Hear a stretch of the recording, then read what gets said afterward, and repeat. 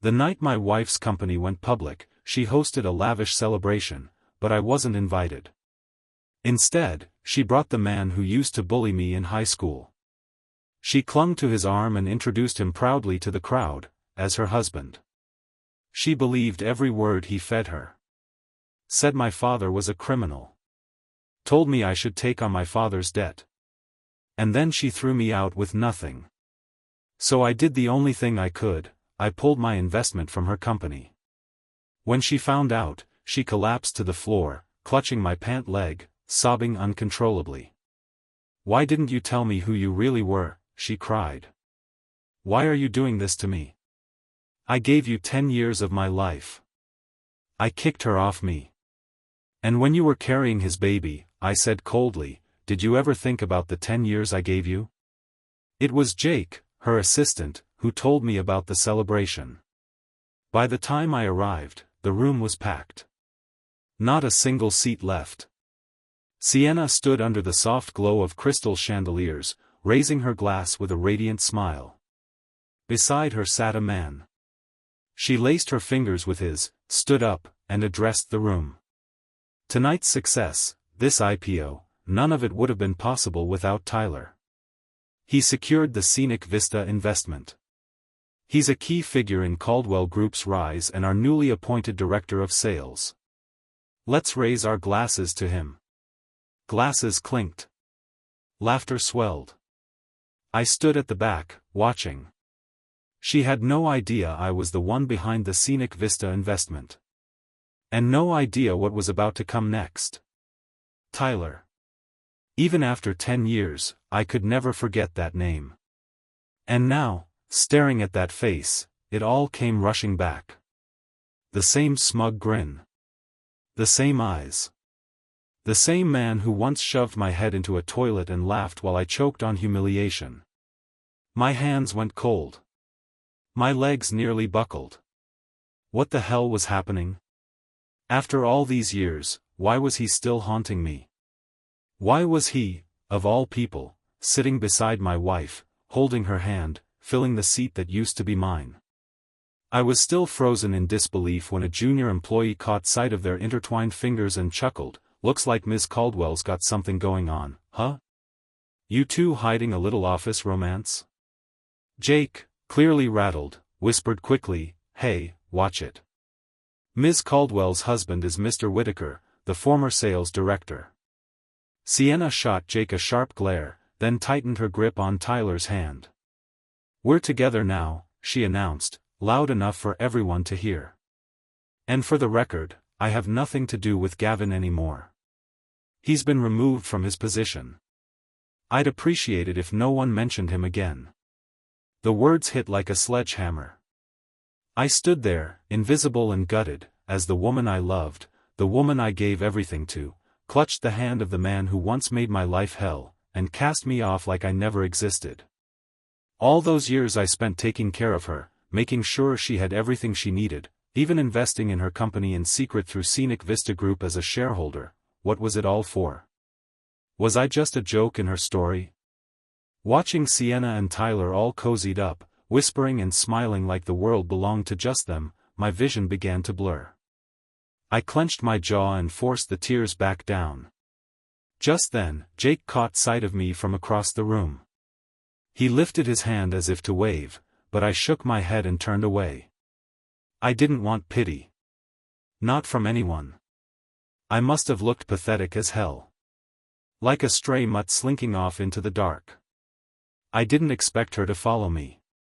Halfway across the street, a hand grabbed my shoulder and yanked me back, hard. "What is wrong with you?" Sienna snapped. "You didn't see the red light? You trying to get yourself killed?" I nodded vaguely, numb. "I see it now. You should head back. You saw everything in there, didn't you?" She folded her arms, chin tipped up, her petite frame somehow towering over me. "Good. Saves me the explanation." She slapped a folder against my chest. "Divorce papers," she said flatly. "You walk away with nothing." I laughed. Not because it was funny, because it was too cruel to cry over. "You're serious?" I said, a bitter smile curling at the edge of my mouth. "You cheat on me, and I'm the one who walks away with nothing? That's not just heartless, that's absurd." For a moment, she looked away. Her eyes dropped from mine. Maybe, just maybe, even she knew how far she'd gone. That's when I heard Tyler's voice behind me. "Because she's the CEO of a publicly traded company, that's why," he sneered. "If Sienna wanted to blacklist you from the entire industry, it'd be like stepping on an ant. So do yourself a favor, sign the divorce papers and walk away with what little dignity you have left." He stepped closer and gave my cheek a couple of patronizing slaps, that same smug grin from a decade ago stretching across his face. "Don't want you ending up like before," he said. "That pitiful little punching bag nobody wanted to be around." That was it. I grabbed his forearm and twisted. There was a sickening pop, his shoulder gave way and dislocated instantly. His scream tore through the night air, but I didn't flinch. I leaned in, voice like ice. "You really think I'm still that kid from 10 years ago? Think again. Let him go." Sienna's voice sliced through the moment, and then, crack, her palm struck my face. Hard. The sting burned across my cheek, but it couldn't compare to the ache ripping through my chest. Her eyes blazed. "His mother died because of your father. Because of Robert. You should be the one paying for that debt." I stood there, stunned, staring at the woman I had once done everything for. My voice cracked. "You hit me, for him?" Her fury didn't waver. "It wasn't until today that I finally understood why Tyler hated you so much back then." She looked at me like I was something foul clinging to the bottom of her shoe. "I can't believe I once thought I was doing the right thing by standing up for you," she said, her voice sharp with disgust. "You spent years hiding behind your victim card, deceiving me the whole time. It's pathetic. It wasn't Robert's fault, he had nothing to do with her death." I'd said those words more times than I could count, and yet every time, they sounded weaker. More hollow. Like I was trying to convince myself. "If he was innocent," Sienna snapped, "why did he kill himself?" Tyler showed me the court documents. The evidence. She jabbed a finger hard into my chest, her words slow and deliberate. "Robert wasn't innocent." Tyler stood nearby, cradling his injured arm, but his voice was venomous. "Your father destroyed my family. You think a year of high school bullying makes us even? Not a chance. I'm going to make sure you never know peace. You'll suffer for the rest of your life, just like my mother did." "Tyler, stop," Sienna said, gently reaching for him. "Come on, let's get you to a hospital." She helped him into the car with a tenderness that twisted something deep in my gut. "I'll make him pay," she whispered to him, soothing. "There are 100 ways I can ruin him." Then she turned to me, no warmth, no trace of the woman I once knew. Just cold, calculated malice. "If you won't sign the divorce papers," she said, "I'll see you in court. We're just getting started." And then she walked away. I stood there, frozen, watching her steady his steps, her arm wrapped around his waist. For a second, the memory came flooding back, another night, another injury. Her arm around me, guiding me to a late-night pharmacy after someone had roughed me up. Only now, I was the one left behind. 10 years ago, Robert was the family driver for the Vaughns. One rainy evening, he was behind the wheel, driving Tyler's mother, Susie Vaughn, back home. Mid-route, Robert realized something was wrong. The brakes were failing. He called emergency services immediately, doing everything he could to maintain control. But at the intersection, it happened. The car veered off and slammed into a roadside tree. Miraculously, both Robert and Susie survived the crash with barely a scratch. But the trauma sent Susie into sudden labor. She was several months pregnant. In the chaos of the emergency delivery, something went wrong. Susie didn't make it. The Vaughn family was devastated. But their grief quickly turned to blame. Why hadn't Robert checked the brakes before driving? Why was he the one who walked away, while Susie never came home? In their eyes, her death was his fault. Then came the trial. The Vaughns presented forged evidence, documents that claimed Robert had tampered with the vehicle's brake system on purpose. No motive. No logic. Just blame. Robert was convicted. He was facing a lifetime behind bars for a crime he didn't commit. And when the system refused to hear him, when every attempt to appeal was shut down, he made a final, desperate move. In front of the court, in open session, Robert ended his own life. He died proclaiming his innocence. But the Vaughns twisted it. To them, it was proof of guilt. Cowardice. An admission of everything they believed. Tyler wore that narrative like armor. He turned it into a mission. Father's sins, son's punishment. He and his lackeys made my life a living hell in high school. They cornered me, humiliated me, hurt me. And no one dared stand up for me, not when the Vaughns had money, power, and influence. Everyone just looked the other way. Back then, no one dared come near me. I was toxic by association. Everyone kept their distance, everyone except her. Sienna came crashing into my life like some comic book heroine, bold and bright and utterly unexpected. Tyler and his pack had cornered me in an alley, fists flying. Then, out of nowhere, a voice shouted from the far end. "Police! They're coming!" Tyler cursed under his breath and scattered with his crew. Once they were gone, Sienna tiptoed down the alley like a kid sneaking out past curfew. "No cops," she whispered. I lied. "Come on, get up. I'll take you to the pharmacy." She helped me sit down on the curb, then dashed into the store. When she came back, her arms were full of supplies: alcohol, gauze, ointment, bandages. She knelt beside me, uncapped the alcohol, and began to clean my cuts. The sting was instant. Ah, I winced. She leaned in and gently blew on the wound, trying to ease the pain. Once she was done disinfecting, she wrapped the gauze with surprising care. Then, with a cheap ballpoint pen from the pharmacy, she doodled a little cartoon rabbit on the bandage. When she finished, she looked up and smiled. "See," she said brightly. "A bunny to keep you company. Stop looking so miserable all the time. Life moves forward, Gavin." Her voice softened. "You're smart. You've got a future, one worth looking forward to." In that moment, I truly believed she was my salvation. That she saw me when no one else did. That she believed in me when the world had turned its back. But I was wrong. 10 years later, just when I loved her most, she drove the knife in deeper than anyone ever had. Even she doesn't believe me now. I never stopped believing something about that case didn't add up. Not even for a day.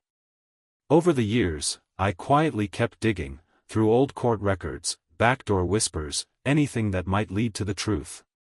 And just last year, I finally uncovered something.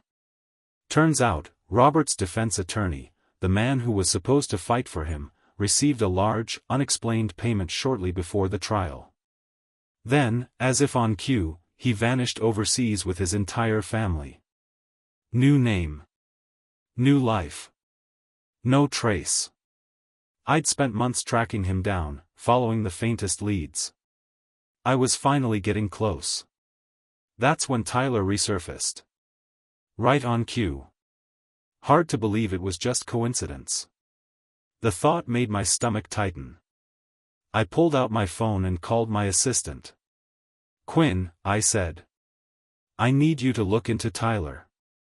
His recent moves, where he's been, how he got close to Sienna. Everything." We crossed paths again not long after, this time at Scenic Vista Group. I had just spilled a cup of coffee on the floor, clumsy, distracted. I told Quinn to grab a mop from the janitor's closet. As I waited, trying to blot the stain with napkins, a voice drifted over my shoulder, dripping with contempt. "Gavin? You? Working at Scenic Vista?" I turned. Tyler stood beside Sienna, their fingers tightly interlocked like they were welded together. I quickly looked away. I refused to give them the satisfaction of seeing how much it hurt. Sienna's gaze flicked toward me, her expression unreadable. "No employee badge," she said coolly. "He's probably just here for an interview." Tyler snorted, full of smug superiority. "In that case, I should probably have a word with Mr. Hudson. This company has a reputation to protect. We really shouldn't be hiring trash with questionable ethics." I looked up at him, my voice flat but steady. "Mr. Hudson? You're saying he's the one who secured the Scenic Vista investment?" Hudson was the new director of operations, someone I hadn't met yet. And apparently someone who'd taken credit for my work behind the scenes. Tyler's expression faltered, just for a second. Then he recovered, sneering. "Business deals like that are way above your pay grade. Not something bottom feeders like you need to worry about. Better start thinking about a street sweeping job," he added. "This industry's small, and we've got pull. One word from us and you won't get hired anywhere."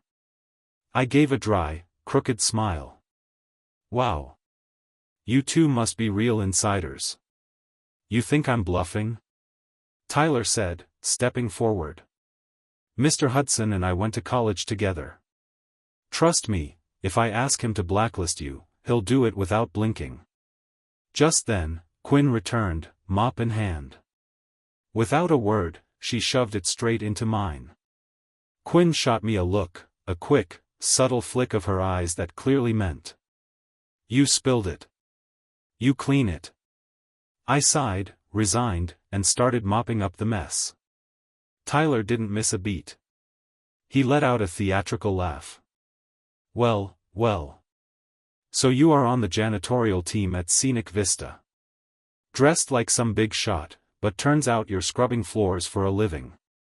A passing custodian overheard and shot him a death glare. I didn't say a word.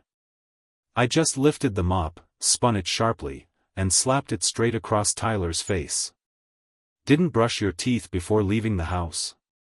I said. "Let me help you clean that mouth." He recoiled, stunned. I leaned in, voice like steel. "People earn their money in all kinds of ways. There's no shame in honest work. The only disgrace is jerks like you who think the world's ranked by job titles. You son of a..." Tyler's face turned red with rage. He jabbed a finger at me. "You'd better get on your knees and apologize. Right now. Or I'll make sure you don't even keep this job." I chuckled darkly. "I'd love to see you try." "Oh, I will," he spat. "Hudson and I are tight. Once he gets here, we'll have a little chat." Then his expression changed, calculated, smug. He tilted his head, voice dropping to a cruel whisper. "Or maybe you haven't heard yet. Sienna's pregnant. 3 months. And the baby's mine." I stared at Sienna in disbelief, my vision tightening at the edges like a vice. "You told me, on the night of your IPO party, that you'd just learned Robert was a criminal. So tell me, how do you explain sleeping with him 3 months ago?" Her eyes flicked away, shame flashing briefly before she looked down. It was a drunken mistake," she muttered. "That's all." My voice cracked. The words scraped against my throat like broken glass. "You knew he's the one person I can't forgive. You knew what he did to my family. And you still let him touch you." I shook my head slowly, my voice trembling. "Sienna. I've never once wronged you. Not in 10 years. Something in her expression flickered. A glint of guilt. Maybe even regret. I made the same mistake all men make," she said weakly. Tyler cut in, scoffing. Don't blame yourself, Sienna. He doesn't deserve love. People like him never do. I drew in a deep breath, swallowed the pain, and steadied my voice. For 10 years, we carried each other through everything. I was willing to walk away quietly, for the sake of those memories. I was willing to spare you. I stepped forward, my tone low and clear.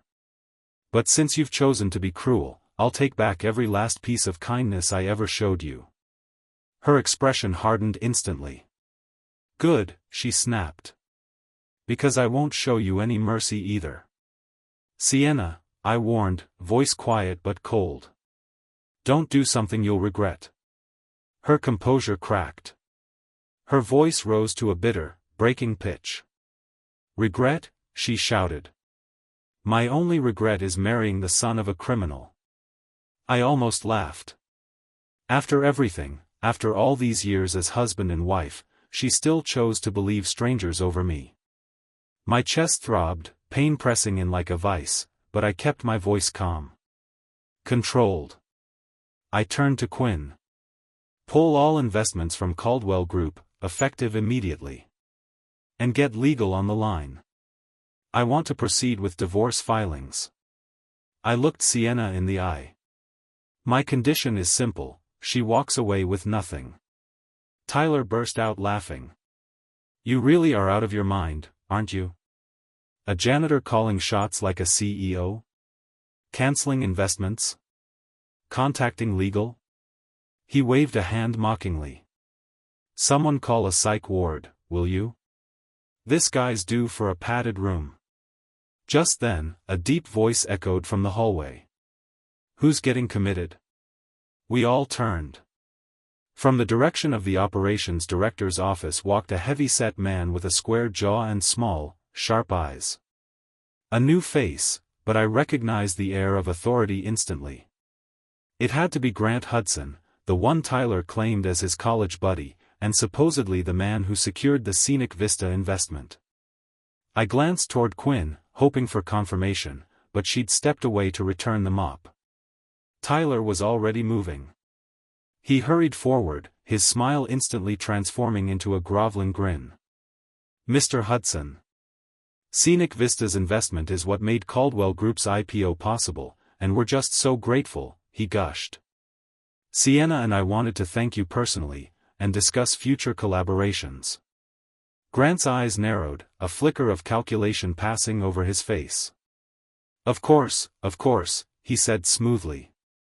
Always happy to help out an old classmate. But you know how it is, nothing's free in this business. Tyler's eyes lit up with understanding.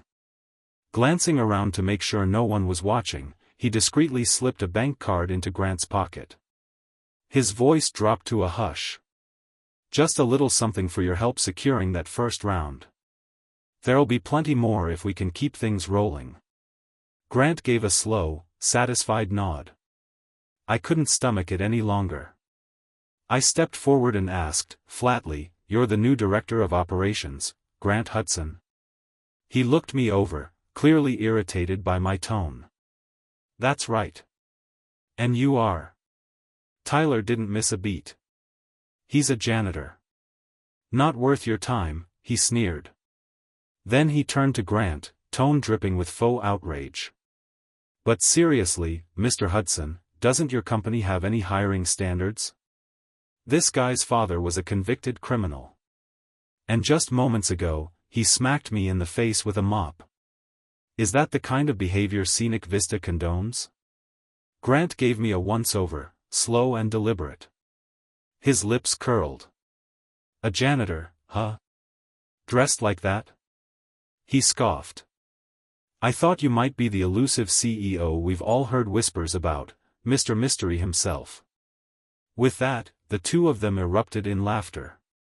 Tyler nearly doubled over, wheezing between laughs. If he's the CEO, he gasped, then pigs really can fly.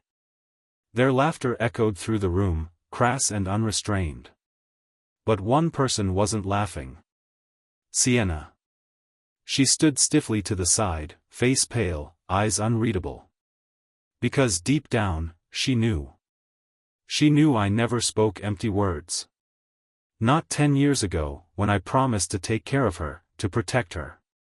Not when I said I'd help elevate her career, open doors no one else could. And I had kept every word of that promise. Officially, Sienna was the face of Caldwell Group, the CEO on paper. But behind the scenes, it was always me. Her vision had always been too idealistic. Too naive. She had the ambition, yes, but not the ruthlessness. I was the one steering the ship. She should have known that. She should have remembered I'm fully capable of running a corporation, or tearing one apart. That I could pull my investment at any moment, and leave her with nothing. But no, she chose to believe she could do it alone. She cast me out without a second thought. Maybe she genuinely believed she could keep the company afloat without me. Naive. Just like she was 10 years ago. And I almost feel sorry for her, almost, because she has no idea what kind of battlefield she's stepped into. Let's see how far she makes it in this world of sharks. Let's see how long she survives once the blood hits the water. Enough, a voice cut in. It was Quinn, who had long returned from stashing the mop, and had been silently observing the scene unfold with arms crossed and an eyebrow raised. Her tone now was sharp. Measured. "Grant," she said flatly, "even if you don't recognize the president of your own company, surely you recognize me, his executive assistant?" Though young, when Quinn turned serious, she carried real weight. And in that moment, even the laughter stopped. Grant's smirk faded instantly. "Of course I recognize Ms. Everett," he said quickly. "You're the one who approved my final interview." Quinn narrowed her eyes. "Don't remind me. Makes me look like I have terrible judgment." Grant flushed with awkward laughter. "So, what brings you down to check in on the janitorial team today?" Quinn rolled her eyes so hard it was a miracle they didn't get stuck. "I told you, I'm his executive assistant. That means wherever the president goes, I go, you idiot." Grant froze. For a long beat, he just stood there, silent. Then slowly, his face pale, he turned to me, panic dawning in his eyes. "You're Mr. Whitaker?" Tyler all but exploded. "No way. No way. He can't be the president, he's trash. Caldwell Group just threw him out on the street." But Grant shoved him hard. "Would you shut up already? You're going to get me killed." Realizing the tension between Tyler and me wasn't just personal, Grant scrambled to explain himself, words tumbling out. "Mr. Whitaker, sir, the investment in Caldwell Group, that wasn't me. I swear. It had nothing to do with me." He swallowed hard. It was a class reunion, and Tyler kept going on about how he was trying to lock down investment from Scenic Vista. "I just started my job here. I had a few drinks, got a little carried away, and said I'd take care of it, just to show off." Grant glanced nervously at Tyler, then back at me. "I never thought it would actually happen. But the next day, the company invested. Tyler assumed it was thanks to me, and God help me, I didn't correct him." His voice dropped. "I let him believe the lie. I let out a soft, bitter laugh. 'Of course I knew you weren't behind the investment, Grant,' I said, voice calm, almost amused. 'Because the one who lost their mind, was me.' They all turned. 'I was the one who pushed Scenic Vista Group to invest in Caldwell,' I said. 'I authorized it. I made the call.'" Sienna's eyes flew wide open. Her lips parted, barely able to form the words. "It was, you?" "It was me," I confirmed, meeting her gaze. "I did it for you, Sienna. Because I believed in your vision, because I believed in us." I paused, letting the weight of the moment settle. "But you never wanted to admit that your success had anything to do with me. You've always preferred the illusion that you built everything alone." I looked away. So fine. I won't force what you never wanted to accept. I turned back to the room, voice steady and resonant. As of this moment, Scenic Vista Group is terminating its investment in Caldwell Group. The silence was thunderous. Then. No. Tyler exploded, eyes wild. You can't just cancel it. You're nothing but a criminal's son. You expect us to believe you're the CEO of a public company? You're lying. You're lying. And then he lunged. Before he could reach me, Quinn stepped in, without hesitation. With a sharp, fluid movement, she drove her heel into his chest and sent him sprawling to the floor. I've had enough of you, she snapped. You haven't shut up since you walked in. You think Mr. Whitaker won't touch you? Maybe.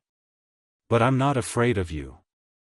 Tyler coughed, winded, curled on the ground.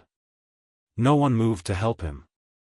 Without missing a beat, Quinn pulled out her phone and dialed security. Yeah, I need 2 officers at reception, she said coolly. Come escort these 2 out of the building. She glanced at Sienna and Tyler with a sneer. And make sure their photos are posted on the front door. Big letters, banned from entry. Then she turned to Grant. You're fired. Grant's face flushed deep red. You don't have the authority to fire me. She does, I said calmly, stepping forward. Whatever Ms. Everett says, is my word. I've never been great with words. That's exactly why I hired Quinn. She was sharp, instinctive, and fearless. Everything I needed in someone who could speak for me when I couldn't. Today, she proved once again why she's the perfect extension of my voice. Within minutes, all 3 of them, Sienna, Tyler, and Grant, were escorted to the door, under Quinn's watchful eye. Just before she was pushed out, Sienna turned to look at me. Her eyes shimmered with tears, as if I had broken her heart. Quinn stepped in between us, blocking the view. Oh, now you want to cry? She said, arms crossed.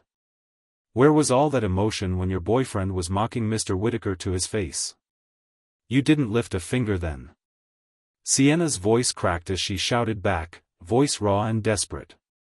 You don't get it. I'm not crying because I lost a company. I'm crying because he used to care about me, deeply, truly.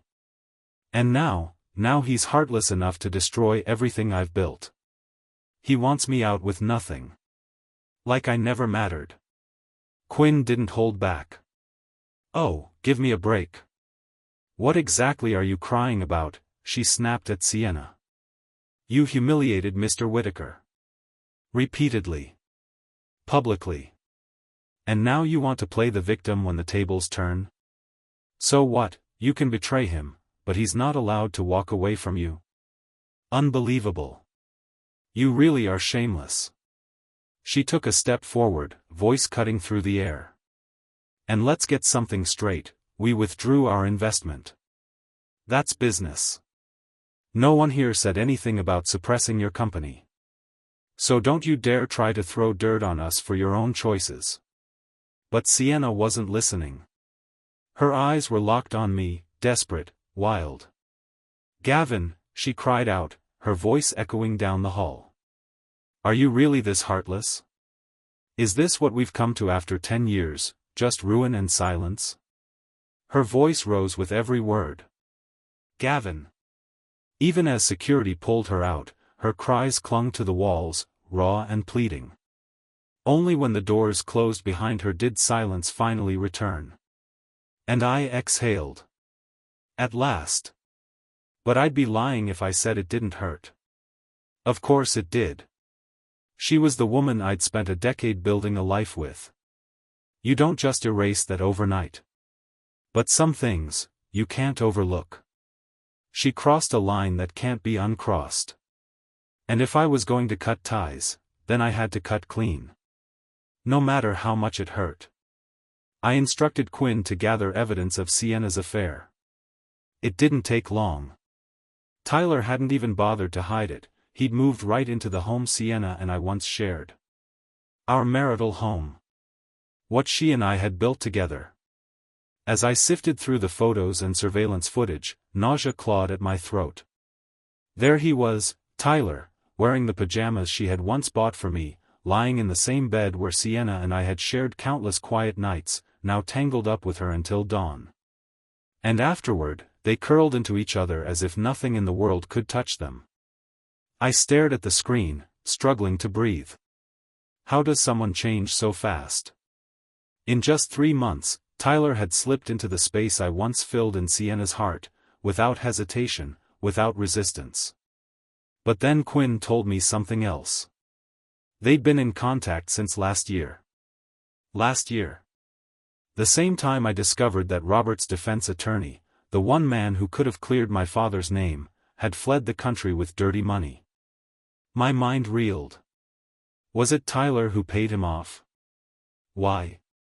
Surely it wasn't just about framing Robert. That grudge had already been dealt. No, this was something deeper. Crueler.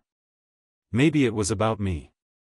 Maybe it was about taking everything I held dear, piece by piece, until there was nothing left. Sienna. My home. My name. Maybe he seduced her not out of love, but out of strategy. To keep me distracted. To stop me from digging too deep into a truth he couldn't afford me to find. I carried that question with me. Straight into the courtroom.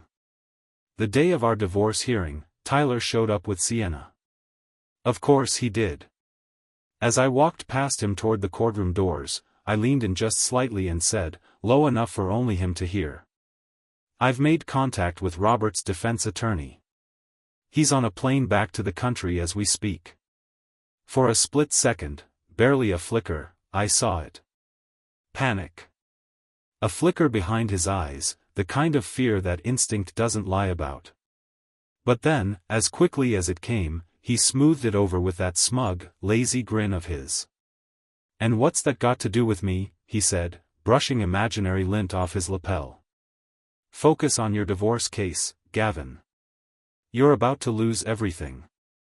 But I'd seen it. The way his jaw clenched. The way his fist curled tight against his side. Whatever happened back then, whatever drove Robert to take his life, Tyler wasn't just a bystander.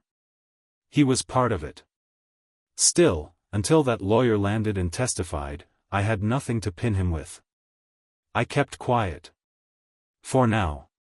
But as Tyler stood there grinning like the devil himself, I wondered, what made him so confident? What card was he holding that made him believe I would walk away empty-handed? I didn't have to wait long. Sienna stepped forward with her evidence. And when I saw it, I actually laughed. Not out of amusement, but disbelief. She had learned well from Tyler, how to fight dirty. With her own affair fully exposed and undeniable, she flipped the script. Claimed I had been cheating first. That Quinn, my executive assistant, was actually my mistress. She said we'd been having an affair for over 2 years.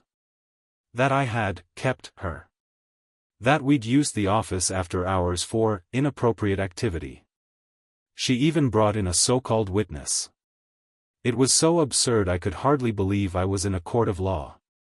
But that's the thing about liars, they don't need to tell good lies. Just loud ones. The so-called witness stepped forward with practiced confidence.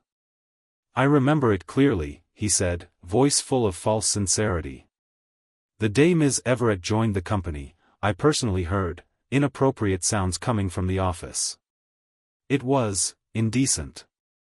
He paused for effect, glancing toward the judge. After that, Mr. Whitaker didn't come in often. But whenever he did, Ms. Everett would light up. They'd disappear into the executive office together and lock the door behind them. Sometimes for hours. Laughter, flirting, all kinds of noise. We all heard it. I stared at him. I recognized the guy. Longtime employee. But also the same one I'd once reprimanded for stealing yogurt out of a coworker's fridge, twice. The incident had made its way to me. I'd told him to replace what he took with an entire crate. After that, it was quietly buried. A petty man with a petty appetite. And clearly, a price tag. I stepped forward, calm and steady. If I remember correctly, I said, your desk isn't even on the same floor as the executive suite, is it? He blinked. In fact, I continued, you're seated nowhere near my office. So tell me, how exactly did you hear these sounds? I let the silence stretch. And these repeated visits you mentioned, are you saying you left your assigned floor during work hours? Frequently. Without authorization? The color began to drain from his face. Because if that's the case, I said coolly, you've just admitted to repeatedly leaving your post during company hours. That's grounds for disciplinary action. Possibly termination. He stammered, but I wasn't finished. And tell me, was whatever Tyler paid you worth it? Because I guarantee it wasn't more than a couple months' salary. I leaned in slightly, voice sharp. Ask yourself, what's more important? Keeping your job, or selling your integrity for pocket change? He looked down. Silent. In that moment, it was clear.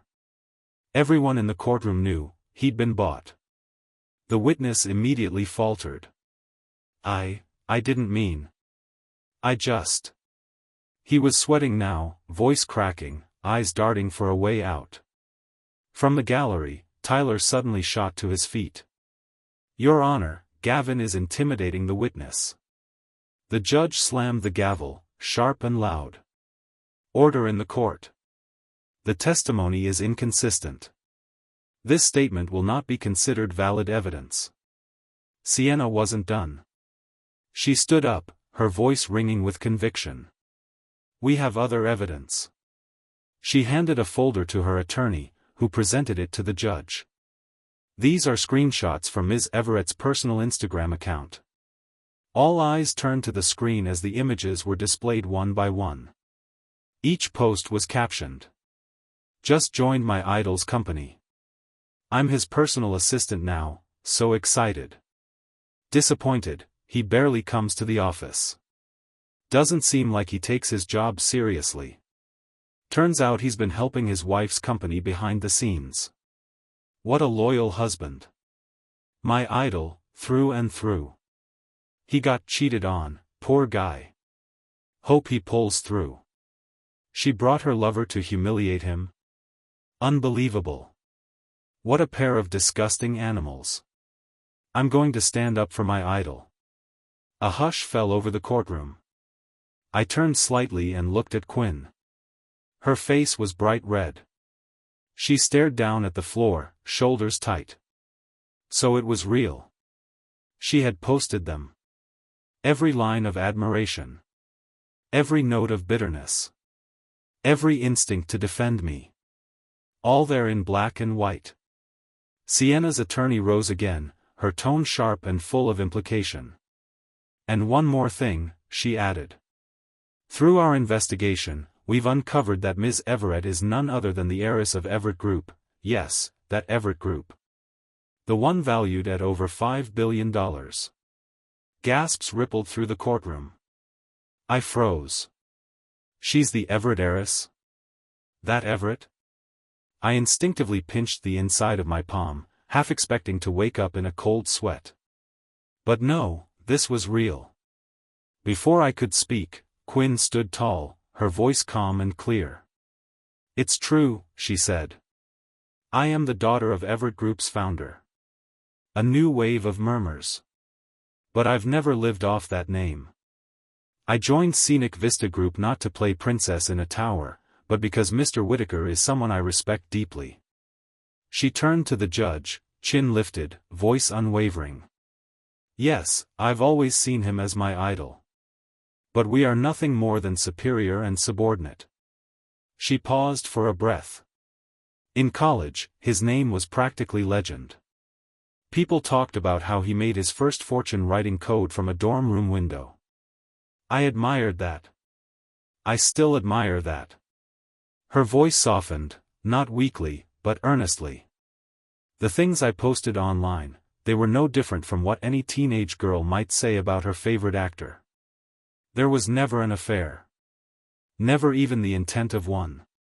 She swept her gaze across the room. Unless you're suggesting that every young woman who looks up to a man she admires must be sleeping with him?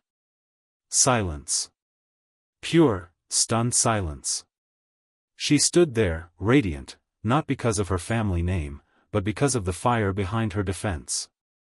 For a moment, it didn't feel like she was defending herself. It felt like she was defending me. And she did it better than I ever could. The courtroom fell still. Even the judge looked moved. In the end, the ruling came swiftly. Sienna lost. Her claims were dismissed. And per the terms of the suit, she was ordered to leave the marriage with nothing. Not a cent. Not a stake in Scenic Vista.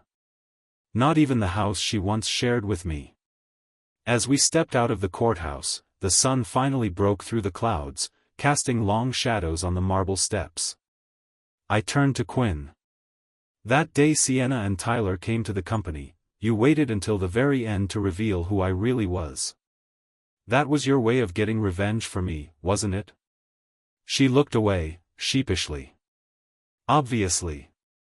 I mean, come on, that's how it always goes in the movies, right? You wait until the villains have humiliated the hero to the max, and then you drop the bomb on them. More regret. More fear. More dramatic karma. I raised an eyebrow. Watching movies on work hours? I'm docking your pay. She gasped. Hey! You barely even came to the office back then. What was I supposed to do, just sit there and not watch something? I smirked. I was bluffing. But good to know. So the Everett heiress spends her idle hours binging movies in my office? I turned toward her, voice teasing.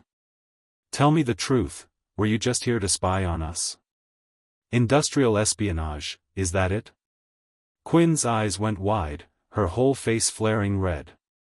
I was not. Do you think a company worth $5 billion needs to steal your secrets? I clutched my chest dramatically. Oof. Right in the heart. Before she could retort, a voice rang out from behind me. Gavin. My whole body stiffened. I knew that voice. Even now, it still made my shoulders tense. I quickened my pace, not wanting a scene. But I heard her heels catching up, faster, louder, and then suddenly, she stumbled. Her weight slammed into my back. Sienna. Falling to her knees behind me. I held myself back. Every instinct wanted to reach for her, steady her. But I didn't. I turned to leave. And that's when I felt it, her hand, clutching the hem of my trousers, as if letting go meant disappearing forever. She broke down, sobbing, raw, desperate. Why did you hide who you really were? She cried. Why, Gavin? Why did you do this to me?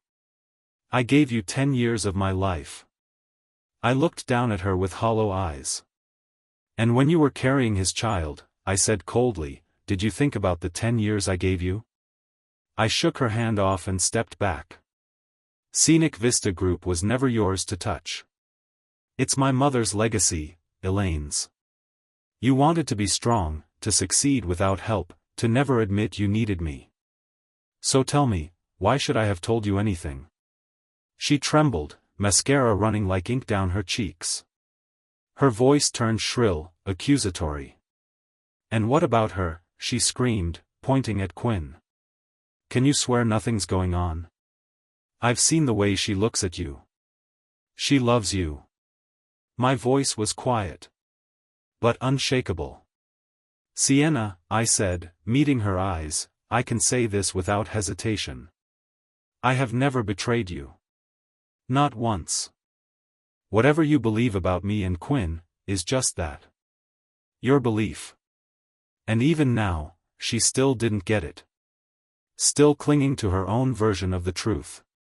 Still refusing to see the wreckage she'd caused. She stood on the ashes of everything we once had. And insisted it wasn't her who struck the match. She never knew. She never cared. That Scenic Vista Group wasn't just a company. It was my mother's legacy. The last thing she left me before she was gone. Elaine had built it with everything she had. Years ago, she'd left my father, Robert, even though they'd loved each other deeply. The distance wore them down. Love couldn't survive the miles, the time, the silence. They divorced. She tried to move on. But when she heard the news, rumors that Robert had taken his own life in disgrace, she came back. In a blur. In grief. Too late. And that's why I held this company close. Why I built it. Why I never let anyone else claim it. Not even Sienna. That day, she cried like the sky was falling. And for the first time, I realized, besides me, she had been the only one who ever believed Robert was innocent. After her tears dried, she threw herself back into work. But it wasn't passion that drove her anymore. It was something colder. Mechanical. Like she was trying to outrun her own grief. No one else saw it. But I did. I saw how the light never fully returned to her eyes after Robert's death. How her smile vanished and never came back. How the years of building, climbing, surviving had already begun to wear down her body. She was burning herself out, and she knew it. By the time she handed the company over to me, she was exhausted. She renamed it Scenic Vista Group before stepping away. I still remember what she said that day, her voice thin but fierce. "Sienna's a good girl. When the whole world turned its back on you, she stood by your side. Don't let her down, Gavin. Don't be like me and your father, don't let pride leave you with nothing but regret." Funny, isn't it? The irony cuts deep. That girl who once stood by me when I was nothing, when even God seemed silent. She's the same one who now carries the child of the boy who used to shove my head in a toilet. The same one who turned her back and blamed me for everything. How did we get here? How did the girl who once held my hand against the world become the woman who stabbed me with both hers? I no longer had answers. Only finality. Her sobs echoed behind me, broken and desperate. But I didn't look back. Not this time. I walked away. And with every step, I let go of what we used to be. As we stepped out into the city air, I turned to Quinn. "Starting today," I said, "change the company's name. Scenic Vista Group is now Whitaker Group." She blinked in surprise, caught off guard. "Huh?" Then her eyes lit up, and a wide smile spread across her face. "Wait, really?" I didn't understand her excitement. It was just a name change. That was, until I saw the new documents. And there it was, printed in bold black letters. Whitman Group. I stared at it, confused. I shot her a message. I said Whitaker Group. "Why does it say Whitman?" She replied a second later. "Oh no. I'm so sorry. But in my defense, you talk really fast, and it sounded exactly like Whitman. That's not entirely my fault, right?" I couldn't help but laugh. "So now it's my fault?" No, no, no, I wouldn't dare. I'll fix it right now." I paused. Then thought better of it. "Forget it. Leave it as Whitman. You've held this place together while I was falling apart. If anyone deserves a piece of this company, it's you." There was a beat of silence. Then another message. "Wait. What does that mean? Are you firing me just because I messed up the name?" "No, Quinn.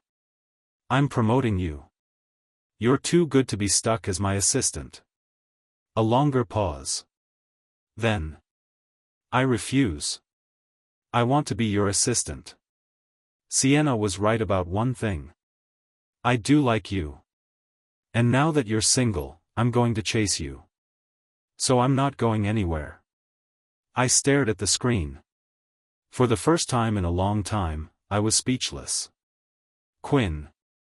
I'm 6 years older than you. You know what that means, right? Age is just a number.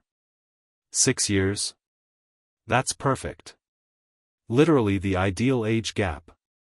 It means, when I was a freshman in college, you were still in middle school. There was a long pause. Then finally, one message. Oh my God. Don't say it like that. I added. Just so we're clear. I'm not that guy. After that, we didn't talk for a long time. Despite her protests, I insisted on moving Quinn out of her role as my assistant and into an executive seat. General manager. She took the challenge head-on, just as I knew she would. And she excelled. Gone was the bright-eyed girl who used to joke through meetings and send me emoji-filled agendas. In her place stood a decisive, razor-sharp professional, efficient, commanding, composed. But the spark? That easy, youthful spark she used to carry everywhere? It had dulled. Maybe this was the cost of growing up. Of learning to navigate the cold, political storm of client demands and ruthless competitors. She stumbled, yes, but she learned quickly. And in that pain, in that pressure, she grew. Sometimes I wondered if I did the right thing by forcing her into this world so soon. But Everett only has one daughter. One heir. Whether she liked it or not, one day she'd be the one holding the keys to a $5 billion empire. At least now, when that day came, she'd be ready. What I didn't expect, what no one expected, was that Quinn, amidst back-to-back board meetings and never-ending PNLS, was still quietly chasing the truth. Robert's truth. While I'd nearly resigned myself to never getting closure, she kept digging. Quietly. Relentlessly. And when the missing piece finally came back, the long-vanished defense attorney returning to the country, he never made it to me. Tyler's people got to him first. They took him. Silenced him. Or tried to. By the time Quinn tracked them down, the man was barely breathing.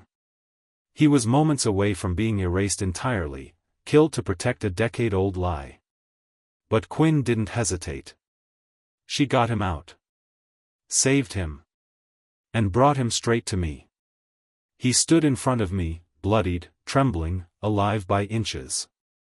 And behind him, Quinn, her blouse ripped, a bruise on her cheek, eyes burning with fury. I told you, she said through gritted teeth. I don't let the people I care about get crushed. I had just finished finalizing a major contract with Evelyn Vaughn, eldest daughter of the powerful Vaughn family. What she told me before leaving shook me to my core.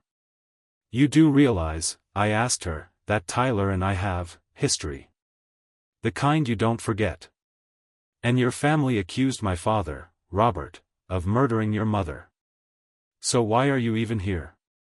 Evelyn smiled. Not kindly. Not apologetically. Just, dismissively. Tyler, she scoffed. He's nothing. A foster son. Barely tolerated. You think the Vaughn family empire would ever be handed to someone outside the bloodline? I froze. And as for what happened back then, she added, voice casual as she adjusted her designer coat, let's just say the case wasn't nearly as straightforward as the tabloids made it sound. But I assume you're close to the truth already, aren't you? She tapped the folder with our signed deal, gave me a wink, and walked out. Leaving behind nothing but a contract, and a detonated truth bomb. I stood there, alone in the conference room, 1,000 questions flooding in at once. Tyler was never a Vaughn by blood. Had all of this, his obsession, his grudge, his attack on Robert's name, been rooted in something else entirely? Was he trying to bury the truth, because he never belonged in the legacy he pretended to protect? And then, as if summoned by fate itself, the door opened. Quinn entered, her expression tight, controlled, but her eyes betrayed the storm she'd just walked through. Behind her, a man shuffled in.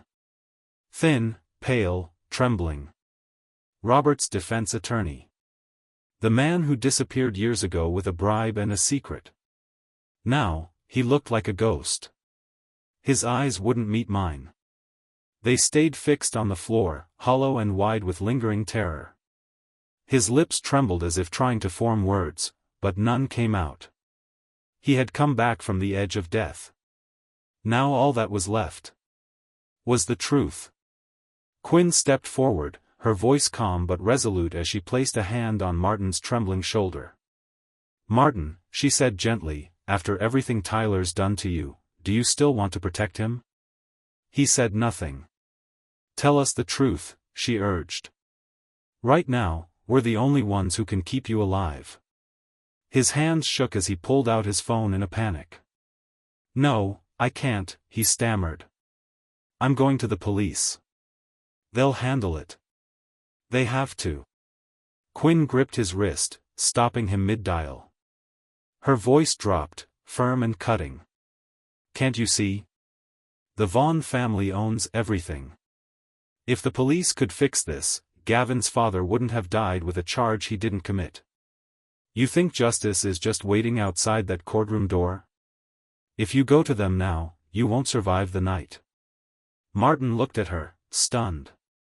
And then something inside him broke. He collapsed to the floor like a man whose soul had finally caved in. Tears burst from his eyes as he wailed, gut-wrenching, raw. "I never wanted this," he sobbed. "I didn't want to be part of it. But my daughter, she needed surgery. I didn't have the money. Tyler came to me and said if I helped frame Robert, he'd make sure we'd never struggle again. I stepped forward, fists clenched at my sides, trying to keep my voice from cracking. But I couldn't stop the rage in my throat. "The brakes," I said. "On the car, did someone tamper with them? Was the failure staged? Was the footage forged? Or was it someone else who touched that vehicle?" Martin looked up at me, shame thick in his eyes. His voice was barely a whisper. "It was me," he said. I went still. "I wore your father's jacket," he continued. "We're about the same height. Same build. I put on a cap, kept my head down. On camera. I looked just like him." The blood drained from my face. Martin's gaze dropped. "But I wasn't acting alone," he said. This entire thing, the plan, the car, the setup, it was Tyler. He orchestrated everything." Martin's lips trembled as he spoke, each word pulling the noose tighter around Tyler's name. "His goal," he whispered, "wasn't to kill anyone. Not at first. He just wanted his mother to lose the baby." I stared at him, horrified. "He told me he overheard his adoptive parents talking," Martin continued, voice shaking. "I had the fetus tested. It's a boy," the adoptive father had said. "Tyler's adopted, he's not blood. The company should go to our biological child." "Tyler panicked," Martin said. "He told me, if she loses the baby, I'll be the only heir. If you wear Robert's clothes and stage a brake failure, even if they find out something was tampered with, they'll blame the driver. You'll be protected. So will I." He looked up at me, tears streaking down his face. He thought it was foolproof. He never expected it to go that far. And I stood there, cold creeping up my spine. How ironic. After all the scheming, the lies, the destruction, Tyler lost everything anyway. Evelyn Vaughn, the true heir, seized the company with her own hands. And Tyler? Left with nothing. No name. No legacy. No future. All his cruelty for nothing. I steadied myself, swallowed the tremor in my throat, and asked. "What about the trial? Why was there a sharp object in the courtroom that day?" "That's how my father died, he found something he used to end his own life." Martin's face went pale. "That wasn't me," he said quickly. That was Tyler, too. My blood ran cold. He smuggled in the scissors, Martin confessed. He told me to say something to your father. Something that would break him. He swallowed hard. I did what he told me. I said, go ahead and serve your sentence. You'll be in for 15, maybe 20 years. When you get out, the world won't even recognize you anymore. I couldn't breathe. Martin's voice cracked. Your father just went quiet. He didn't fight. He didn't cry. He just sat there. And then he found the scissors Tyler planted. And I turned away, my fists clenched, my heart slamming against my ribs. The courtroom. The prison. The lie. The murder. My father hadn't taken his life out of shame. He was pushed. He was cornered. He was killed. By fear. By manipulation. By a child who had everything to gain. And now I was standing in a room where all of it, every horrifying detail, had finally come to light. I wanted to scream. I wanted to find Tyler and end this myself. But I couldn't.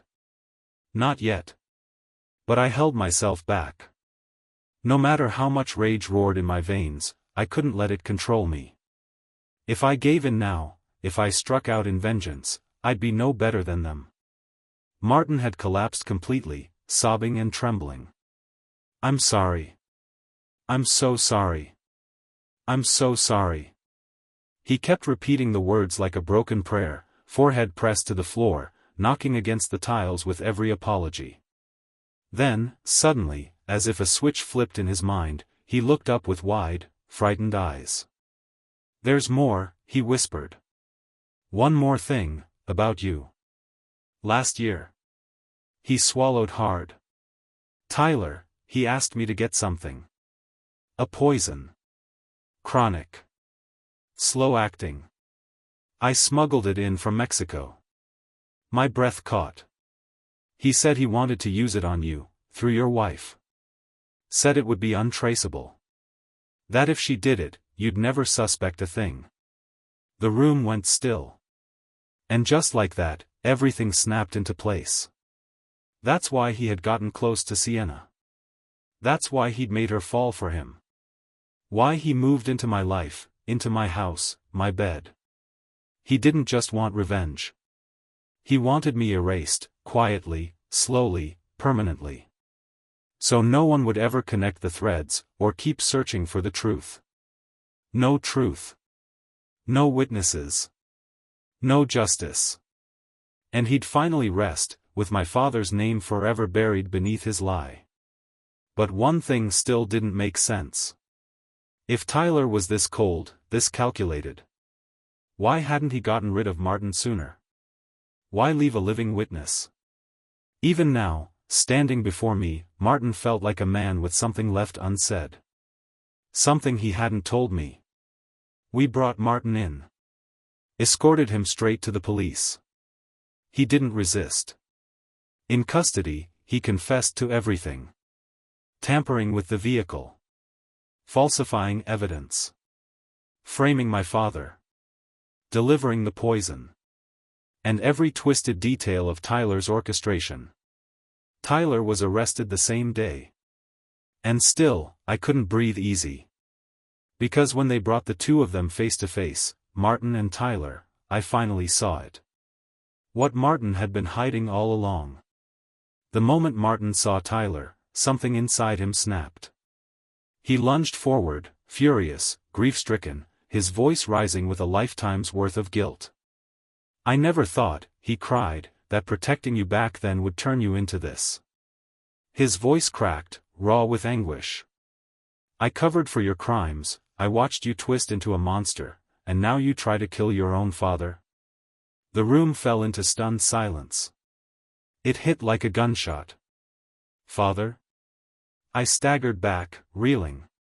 It all made sense now, why Martin had helped him, why Tyler had never silenced the one man who knew everything. Because Martin wasn't just an accomplice. He was Tyler's biological father. And this was the secret they both would have taken to their graves, if not for this moment. Tyler, wrists chained, jerked violently in his seat. "You think I tried to kill you?" he roared. "If I wanted you dead, you'd have been gone 10 years ago." Martin shot back, eyes blazing. "You can't even admit it. You are a disgrace. You were my son, and look what you've become. You're delusional, old man. You're a murderer. You killed your own future, and you tried to take mine." Their shouting clashed like steel on steel. The officers stood by, unsure whether to break them apart or let the venom run dry. I slowly turned my head toward Quinn. She was standing quietly, arms folded, staring very hard at the floor. But I caught the twitch of guilt in her jaw. And suddenly, I knew. I grabbed her wrist and pulled her into the hallway, out of sight. "You really have a death wish, don't you?" I whispered. "You impersonated Tyler's men to kidnap Martin?" She blinked innocently. "I don't know what you're talking about." I narrowed my eyes, saying nothing. Just waiting. She cracked in under 5 seconds. "Okay, fine," she hissed, glancing over her shoulder. "Yes. I did it. I couldn't risk losing the lawyer." He landed, and I knew Tyler's people would be waiting. So I sent my own team. We intercepted Martin first. I stared at her.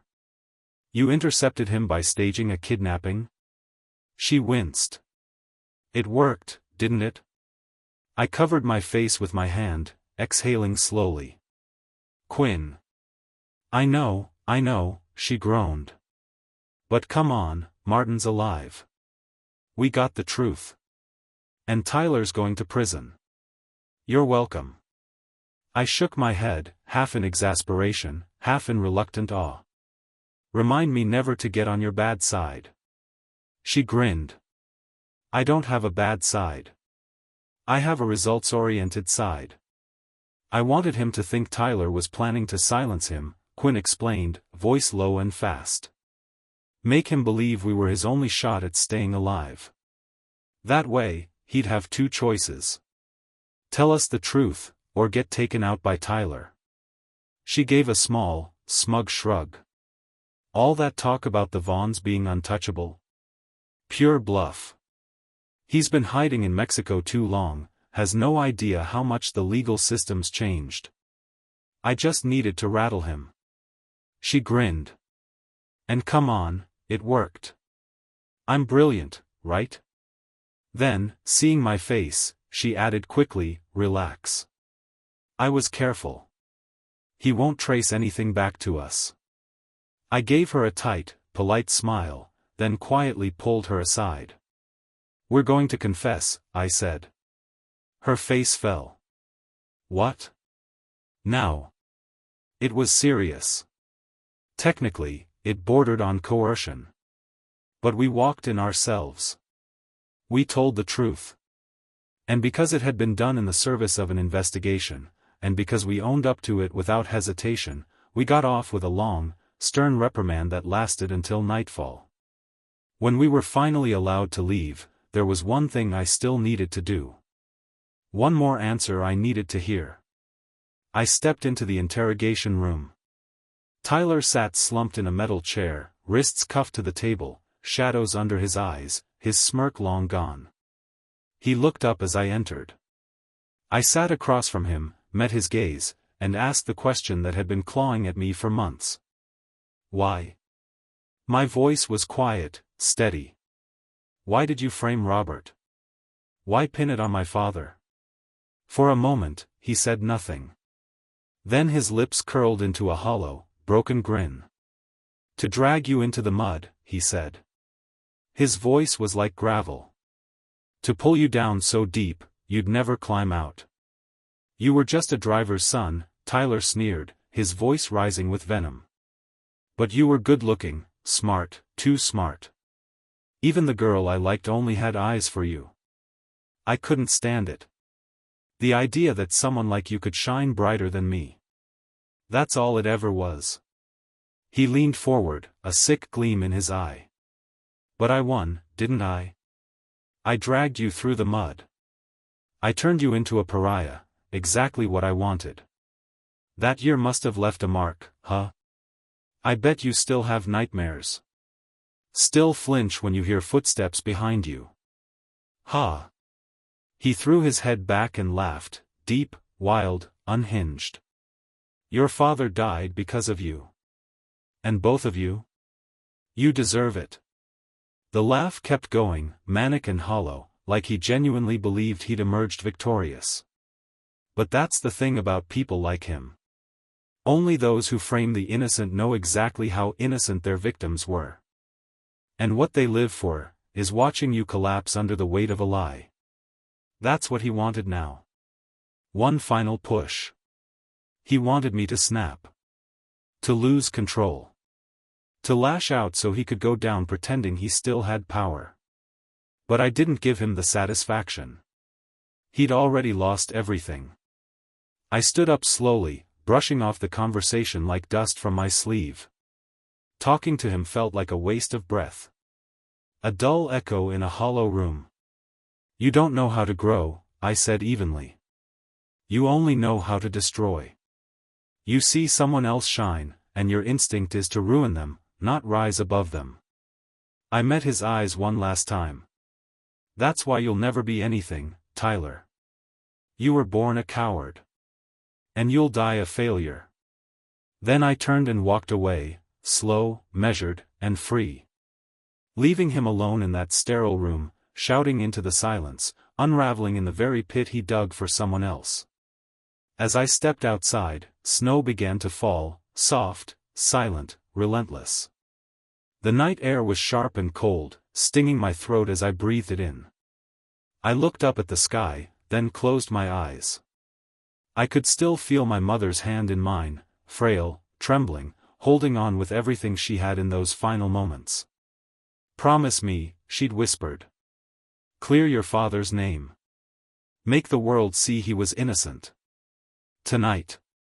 I had kept that promise. Because of Quinn. Thank you, I said quietly, glancing down at her. She was shivering, teeth chattering, cheeks pink with cold.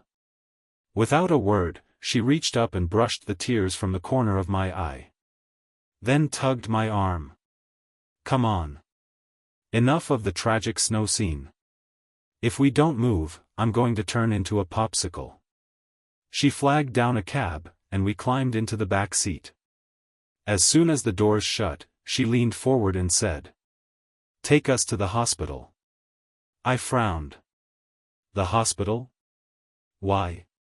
Quinn gave me a look. You said Sienna might have poisoned you, remember? Don't you think maybe that deserves a checkup? A low voice cut in from the front seat. You don't need to. I froze. I didn't poison you, the driver said. Even at my worst. I would never hurt my own husband. The voice was unmistakable. Sienna? Quinn's eyes widened. What the hell are you doing driving a cab? Sienna's eyes met mine in the rearview mirror, tired, hollow, distant. The company collapsed, she said softly. So even after the miscarriage, I had to find some way to make money, to pay off the debts. There was a long pause. Then Quinn said, cool and sharp, and what, saying that out loud is supposed to make Gavin feel sorry for you? Quinn yanked the car door open and pulled me out with her, slamming it shut behind us. Then, through the window, she stuck out her tongue at Sienna. Just the way you wanted, right? Gavin's mine now, she said mockingly. He's not going to pity you.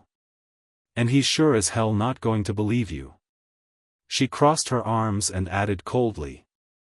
We're still going to the hospital, but not in your car. Who knows? You might decide to drive us off a bridge. With that, she looped her arm through mine and strode away dramatically. Gavin, she said, putting on an exaggeratedly sweet voice, let's go. I couldn't help but laugh. What are you even doing right now? She pouted, lips pushed out like a sulking kid. Don't tell me you're still hung up on her. I shook my head without hesitation. Not a chance. Good, she huffed. Because she's playing you. That whole sob story? Total act. She's trying to reel you back in, obviously. Honestly? I admitted, I didn't catch that. Her face changed in an instant. I quickly added, but I wasn't planning on helping her either. She squinted at me for a second, then gave a satisfied little smirk. Smart boy. That's the version of you I like, she said, nudging me with her shoulder. And then she looked up at me, really looked. Her smile softened, eyes curling into little crescent moons. Like a firework blooming quietly in the cold night sky, her expression lit something up in my chest. It was warm. Unexpected. And sudden. A feeling I hadn't let myself feel in a long time. Something stirred. Something moved. My heart was racing. My breathing grew shallow. Too fast. Panic prickled beneath my skin. I quickly turned my gaze away from hers and grabbed her wrist like a lifeline. Hospital, I blurted. Now. I think I'm having palpitations. Terrified, Quinn rushed me into a full workup, labs, scans, the whole package. The results? Completely normal, aside from slightly elevated blood sugar. Quinn, ever the oversharer, told the attending physician about my symptoms. He glanced between the two of us, deadpan, then gave me the flattest stare imaginable. You're kidding, right? He sighed, rubbing the bridge of his nose. You're not dying, he said.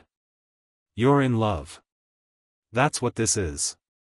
Increased heart rate around someone you like? It's called attraction. You're not 12. Don't act like this is new. I wanted the earth to swallow me whole.